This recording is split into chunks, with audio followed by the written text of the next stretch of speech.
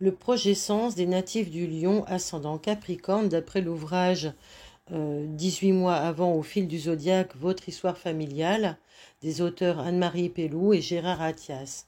Pour ces natifs Lion ascendant Capricorne, il y a dans la généalogie une affection qui a été sujette à frustration ou alors vécue dans une forme ou une autre de souffrance. Il faudrait trouver à qui on pourrait reprocher d'avoir le cœur froid ou pire, un cœur de pierre dans la généalogie proche. Peut-être aussi faudrait-il chercher l'orphelin réel ou psychologique qui a vécu le manque d'affection, le manque de soins, la solitude, le désespoir, du manque d'amour. Il y a là une liaison entre l'amour et la douleur qui se fera sentir par certains membres de ce clan qui souffriront par voie de conséquence d'hypertension, et c'est propre à ceux qui ont le conflit de l'incapacité d'aimer, car pour ne plus souffrir, on se ferme à l'amour.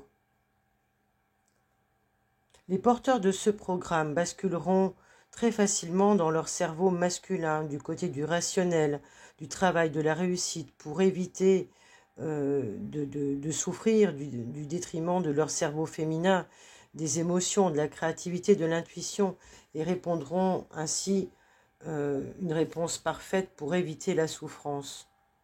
Ici, c'est le conflit du Cid, le Cid de Corneille, souvenez-vous. Je dois tout à mon père plutôt qu'à ma maîtresse. Donc, cela fera choisir au Cid le devoir plutôt que l'amour. Alors, quel est l'enfant de ce clan qui s'est senti seul au point d'être perdu, isolé et qui a paniqué? En effet, comme dans la nature, un jeune animal égaré est voué à une mort certaine, il doit dans un premier temps rester sur place, cesser de bouger, pour que sa mère, son troupeau, sa meute, puisse le retrouver et le sauver. Une fois retrouvé, il devra récupérer une grande énergie afin de les suivre. Donc, dans le corps, c'est une hormone qui nous pousse à suivre, c'est l'adrénaline qui gère ce processus, et ce stress généalogique va donc se manifester par des maladies de glandes surrénales, menant à de grands coups de fatigue brusques et chroniques, suivis de très grandes périodes d'énergie. Voyons dans l'arbre généalogique s'il y a eu un orphelin qui n'avait personne pour le protéger. Est-ce que le natif lui-même s'est senti perdu lorsqu'il était enfant et qu'il a réactivé ainsi ce conflit familial?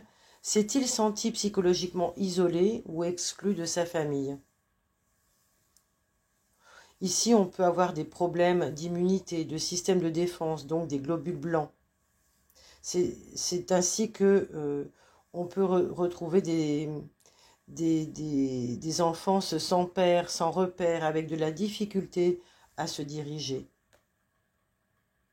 Ce couple de signes, Lion, ascendant Capricorne, exprime aussi l'idée que la réussite est liée aux responsabilités et à la solitude. Les deux sont couplés.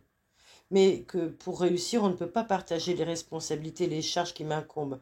Donc cela renvoie encore à des pathologies de conflits biologiques, de ne pouvoir compter que sur soi.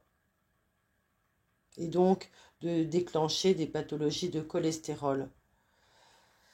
Je n'atteindrai jamais la perfection que l'on atteint de moi. Cela entraînera de la dévalorisation avec un risque de pathologie osseuse pour un membre de ce clan. Dans certains cas, cette demande colossale dans le projet sens pourra se manifester par une septicémie chez un membre de cette famille.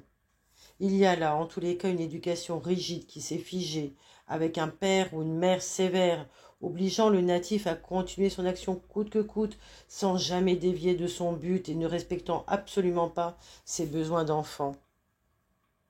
Au-delà de l'opiniâtreté que demande une telle démarche, il en résultera une difficulté donc à vivre le changement, et c'est le ressenti immuable qui renverra des pathologies de sclérodermie. Il faudra alors rechercher dans la généalogie quel est le changement qui a été vécu comme négatif et dangereux. Donc ici, on a une programmation pour s'empêcher de bouger, s'empêcher de changer, pour rester figé, pour rester rigide. Par ailleurs, on peut se demander qui, dans l'arbre généalogique, a eu ou a véhiculé, par conséquence, une mauvaise image de lui-même. Une mauvaise image qu'il cherchait d'ailleurs grand bien mal à dissimuler. Il y avait là une grande carence narcissique qui a pu impliquer une dévalorisation. Ça peut être sur le plan esthétique, hein, et que par voie de conséquence, les descendants développent aussi une particularité esthétique désagréable. Ici, on est confronté à l'amour solitaire qui renvoie à la masturbation et à un enfant qui prend à sa charge la frustration sexuelle de ses parents. Mon amour n'est pas partagé, je dois le vivre seul et le renfermer. Voilà un petit peu ce qui peut se contenir. Donc là, on a aussi des mémoires d'enfants issus d'inceste, hein, c'est possible aussi. Il faut rechercher cela dans le transgénérationnel. Et des programmations également d'interdiction au bonheur, d'interdiction à la joie et de peur ou de problématiques liées au vieillissement. Voilà, si vous avez apprécié ce podcast et que vous souhaitez prolonger cette étude pour vous-même ou une autre étude que vous souhaiteriez faire, nous pouvons élaborer cela avec le thème natal qui prendra en compte toutes les autres mémoires cellulaires et votre projet-sens personnel.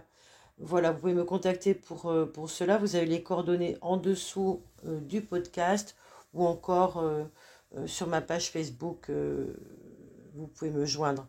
Merci à vous pour votre présence, merci à vous de partager, de commenter, de faire part de vos expériences. Si vous êtes Lion, ascendant Capricorne ou d'autres remarques que vous auriez envie de faire.